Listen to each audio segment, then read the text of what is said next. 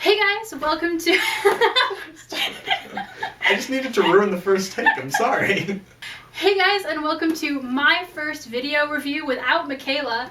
Because I had separation anxiety, I brought the second best thing, which is Taylor, to review this anthology. It's not even second best, it's like 75th best, below Kim Jong-il somewhere.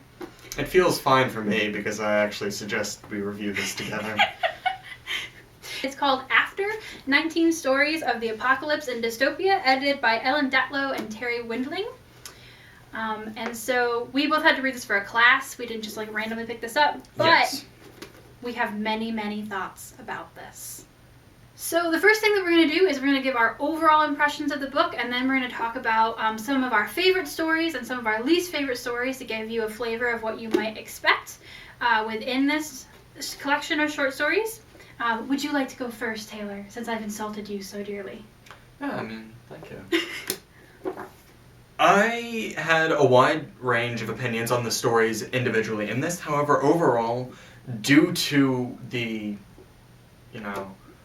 achievement, the appeal of many of these, that this actually ranked very high for me, especially considering this is YA, dystopian, and apocalyptic fantasy, which I hate.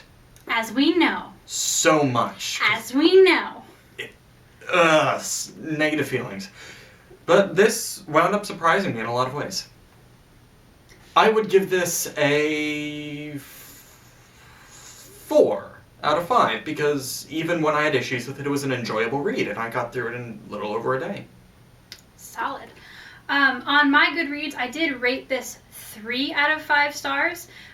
Because there were a lot of things that I liked and a lot of things I disliked, but too many stories in the middle where I found them like they could have been really good, but I found them problematic for some reason or another.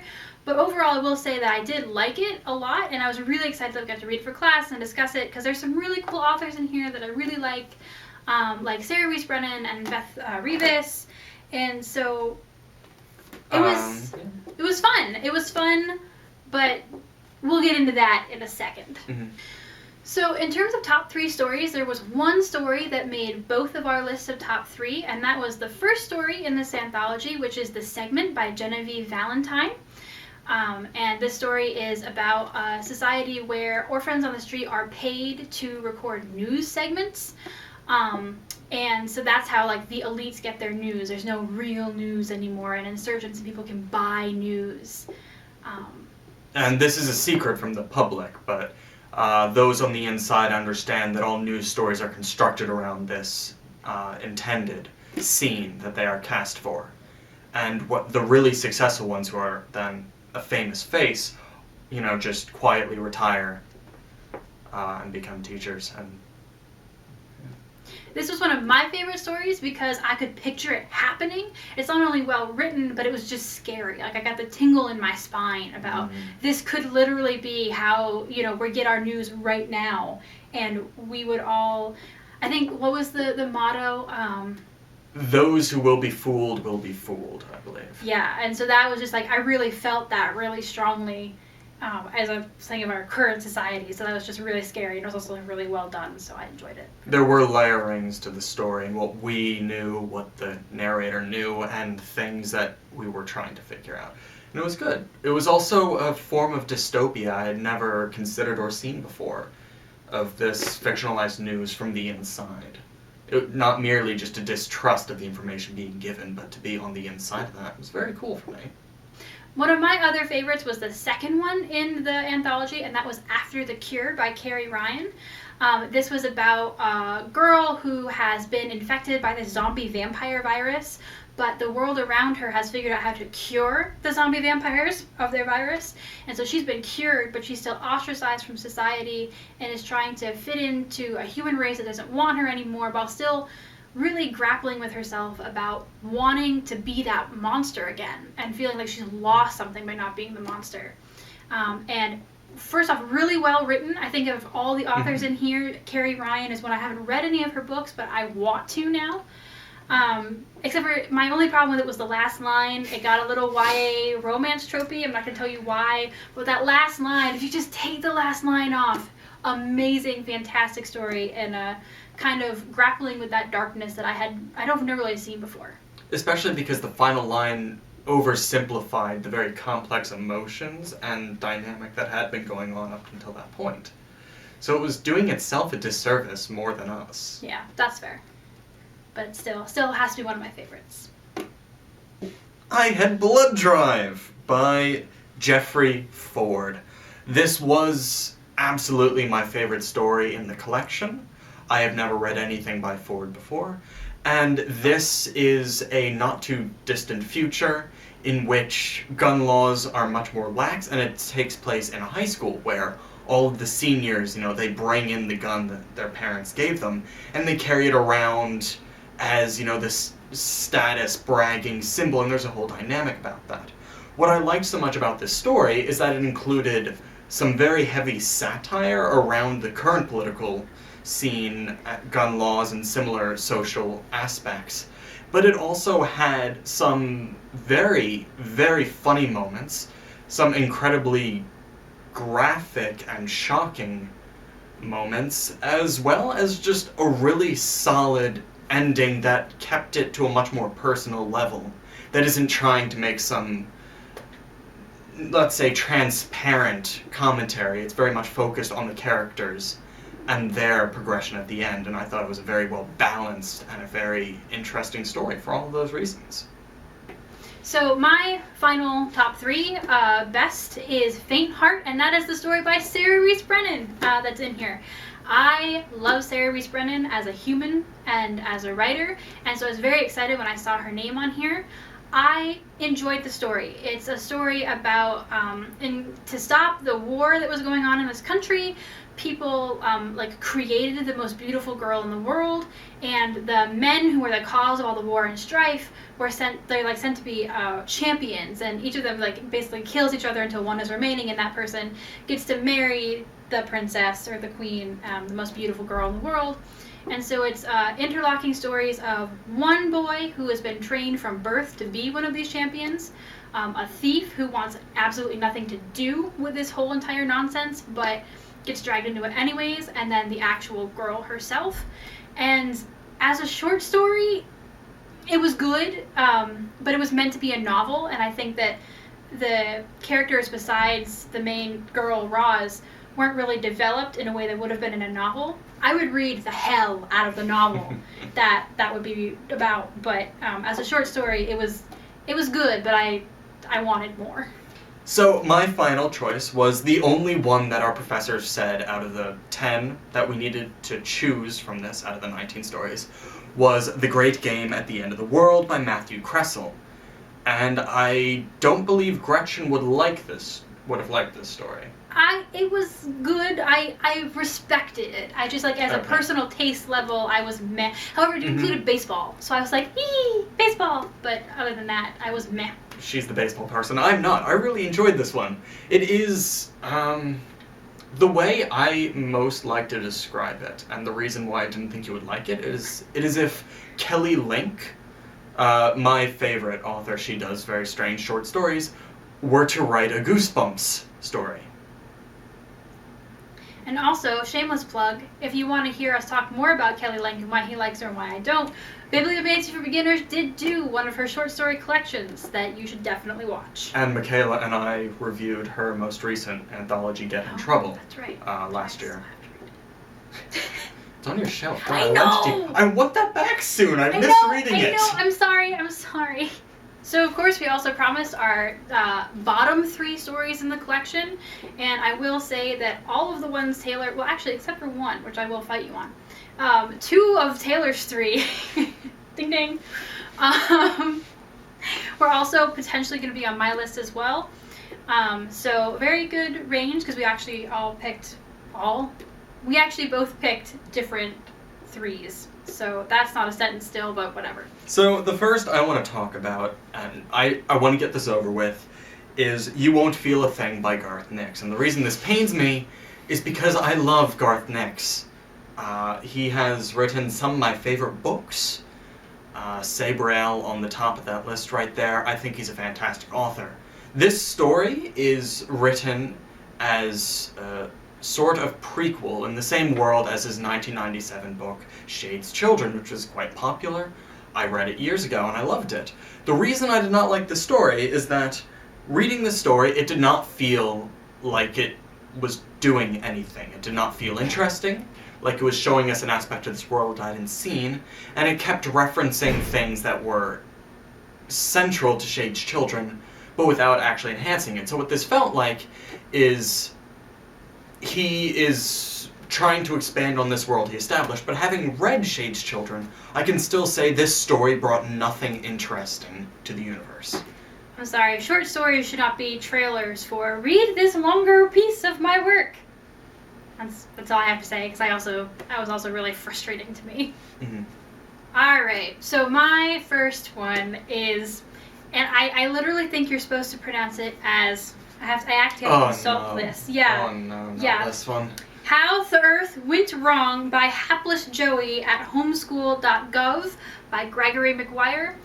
I don't like Gregory McGuire to begin with, but this entire thing was about the world and it's been destroyed, and there's this boy kind of like explaining to you how the world's been destroyed, but it's all like in misspelling, so it's not even dialect, it's not even a world, like words he created, it's all misspellings. Because apparently, even though his grandfather and his big aunt can remember when the world was fine, they still, like, in that 2-generation gap, they've forgotten how to spell, which first off doesn't make any sense to me. They would still have remembered how to spell correctly. And the story is just, it doesn't do anything, first of all, but biggest thing, it's all in misspellings for no potential reason, without any reason why that would happen, and so frustrating. So frustrating. I'm done. You good? I'm done. Yeah. Rust with Wings by Stephen Gould. I did not have an issue so much with the content of the story, except perhaps the fact that it focused on a very long scene that was not terribly interesting. It was very much intended to be part of a longer novel. We know this. The end of the story made it clear that this is supposed to be part of something greater, and there was not nearly enough in this story to stand alone and be worth my time that I feel like it was worth just being in an anthology. See, I kind of disagree, because I enjoy the concept of the story, but I felt extremely betrayed again by that last line when it was clear that like this was meant to be a part of a longer story. It's not in my bottom 3 because I did enjoy the bulk of it. I thought that was a really cool concept, but yeah, that last line. Why? It's in an anthology. You haven't written that novel, I don't think. So like, why? I didn't feel like the, let's say, story arc, the conflict in this story was interesting or substantial enough to stand on its own. While in a novel, it would be a great introduction to this issue and as a great setup for everything else. For a single story, no. I'm not reading this in context of being part of something larger. I refuse. My second pick for this is Visiting Nelson by Catherine Langrish. Okay. It had slang in it, first of all, which is just a personal taste thing for me. Don't do it. I don't like it. If you do, that's fine, but I don't. Shush. There were like 3 words, and it was very clear. Okay, but... They were spread out. That was conservative. It was, but I still don't like it. And then the story just didn't have a point. Like, I didn't understand...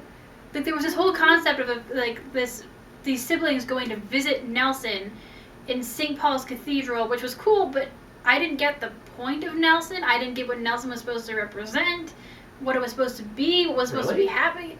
Well, like, I did, but, like, it didn't make any sense. It was pointless. Yes. No, okay.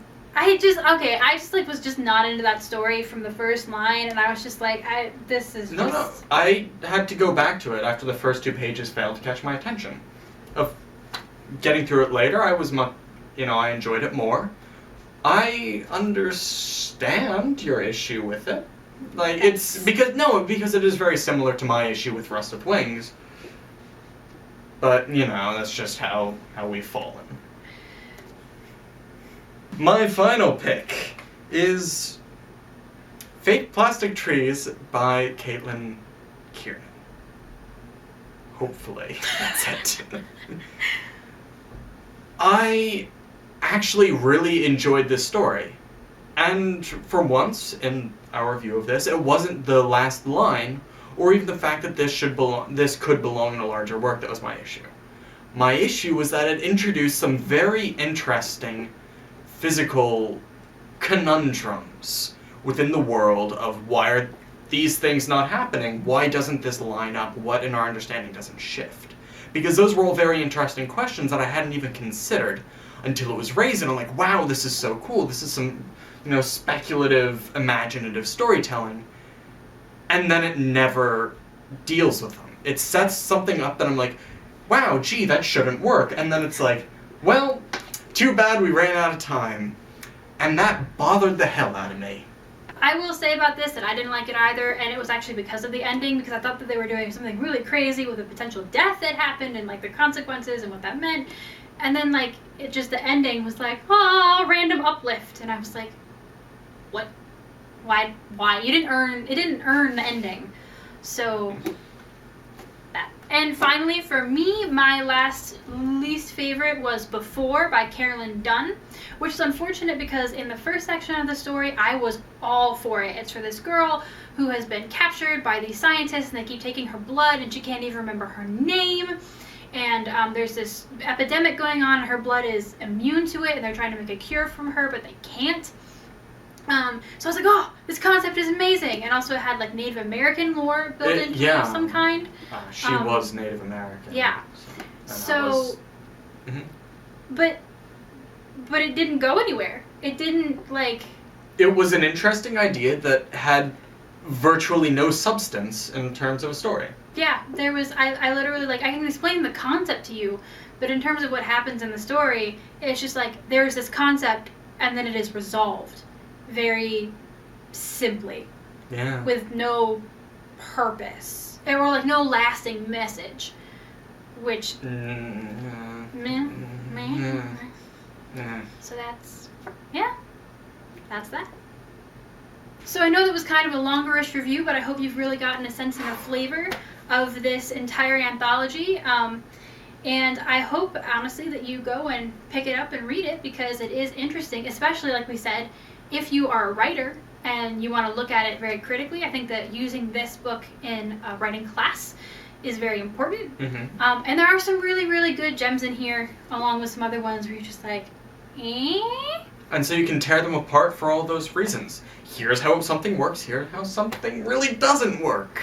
Yeah, especially if you are into, apocalyptic and YA dystopia. I think that even in the stories that didn't succeed as much, there were some really interesting ideas. Yeah. That at least get out of the mainstream dystopia tropism that ran through like wildfire. Oh, this got far away from those tropes in most cases, and that was really nice. And even if you don't like dystopia YA, like me, you could be actually surprised.